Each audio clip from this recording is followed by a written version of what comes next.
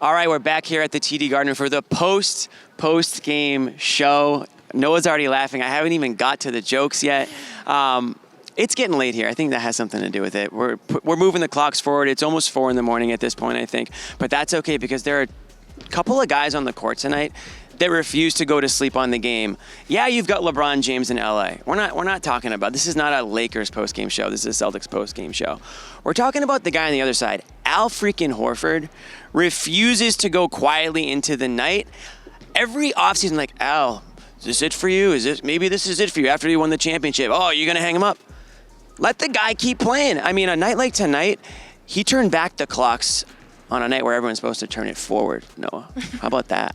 That was good. Thank you. Yeah, I mean, I do think you're absolutely right. Like, there is this discussion around Al Horford, like, he's on the verge of retirement all the time, and literally the only reason is his age, because he's not playing like it. Last year, I remember after the championship, like, I talked to him about, like, a Dick's Sporting Goods signing, and I was like, you know, like, this retirement thing, like, where is this coming from? You were that reporter trying to push him into retirement. No, I was saying, like, he had already disputed it, but I think he was like, it was never on the table for him, you know, and I think, I don't think it's on the table this summer either, even though his contract's expiring. Yeah, he's playing such an elite level. And you can make pretty good money by staying in the league. Yeah, and I think he relishes these moments. He relishes the opportunity to defend at the highest level, to be a part of big-time games, and this was one of those things you can tell he enjoys it when they go at him because he can handle it, you know, and everybody...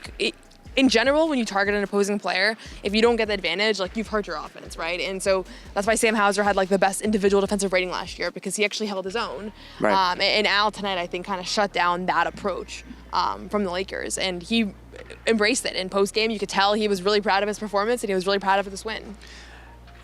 It feels like so many players in this league have such high respect and high regard for Al Horford. Even LeBron's talked about Horford. Tatum, after the game tonight, said there's no bigger fan than Al Horford. And you could see, you know, in the situations where Horford had to go one-on-one with LeBron, gets low in his stance, gets ready to go, and he was able to stop LeBron driving to the hoop. The one that stands out to me is towards the end of the second quarter there, when he had the defensive stop on LeBron, and then Tatum came down on the other end and threw that dunk down. That kind of changed the whole momentum, I felt like, in this game. And then you saw what happened in the third quarter. I think the Celtics kind of rode that high into the halftime and came out and just put the clamps on LA. Yeah, definitely. I think he had a lot of big momentum plays, and, you know, this isn't the first night. He's had a few over the last few weeks. And I do think he kind of load manages his intensity and his physicality and everything because he has to at this age, and that's part of part of how you have this longevity. You know, I think LeBron gets He's a pro's pro. Too. Yeah, he just knows how to do it, and you know, he would be the first to admit that he gets up for these games more than others, and that he relishes the opportunity to compete at this level. And I do think Porzingis is enormously important for this team.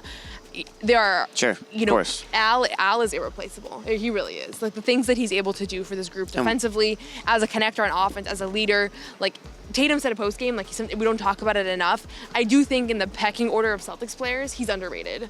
Like, he's actually probably one of the most important players on the team. And there are so many that it's hard to power rank, but I do think sometimes he gets lost in the shuffle, just considering how reliable he is and how dependable he does in his games. On the Garden Report tonight, one of the commenters, I forget who, but shout out to you, called Al the quiet KG. And I think that's a good way to put it. Obviously, I like that. KG is KG, right? He's out there swearing up a storm and slamming the floor, and he's KG. Yeah. Al Horford, that's not really his game, but he's still, as Tatum called him, a defensive anchor on this team. He's still somebody that is always doing what's right to allow himself to play at this level. Like, he's a pro's pro. He treats his body the right way. He treats his mind the right way. In order to be, he's adapted his game to fit today's NBA, which has helped him prolong his career. He was not a three-point shooter when he entered the NBA. He didn't attempt a three in the first half of his career. Right, and now he's completely transcended his game into being a very, very good three-point shooter. And not just that, you know, of course, but that's what's allowed him to have this role. And he's adjusted his role, too. And you know what I loved of late? Like, the three-point shooting we've talked about, because that's been the bulk of his offense over the last few years. Lately, he's attacking the basket. Yeah. Like, at the end of the day, he was an all-star on the Hawks because he could post players up and he could drive to the basket. And obviously, he has lost a little bit of a step there athletically, but not as much as I think people think. Like, he had moments today where he was going up against Austin Reeves where it's like, this actually is a pretty good action for the Celtics. Like, it is a pretty clear advantage. So the more they do that, you're kind of keeping the defense honest because it's just another thing that you have to kind of figure out now that you have this pretty, like, crafty center who can move pretty well. JJ Redick said before the game, he was talking about his own team, but somebody had asked him about a couple of guys, deep role players, and he said, about how these players have embraced their role. He said bad teams have players who reject their role. I think good players accept their role, and great players or great teams. It was, and I screwed the whole quote up, so you have to go back and watch it. But the point he was trying to make was when players embrace their role, good things happen. And Al Horford, I think, has embraced his role every step of the way. And tonight was a bigger role because Porzingis wasn't even be able to play. A lot of nights. Like, a lot the of whole nights, playoff run was like but he's that, coming off the bench where he started for majority of his career. But he's embraced that, right? He was the odd man out in that starting lineup situation.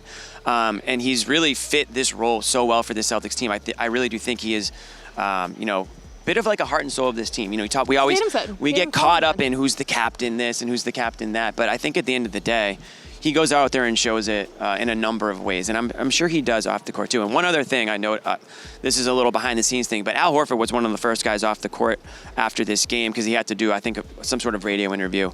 And his son followed him off the court and was so ecstatic at the outcome of this game and the fact that the Celtics won this game and that, his dad had such a good performance.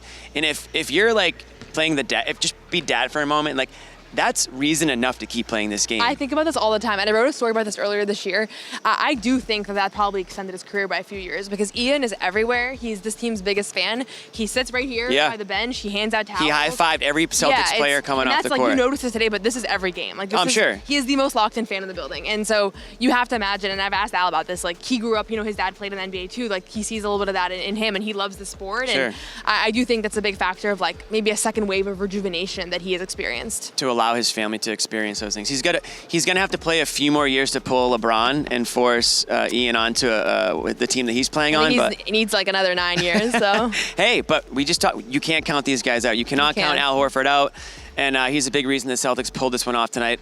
111-101 over those Los Angeles Lakers.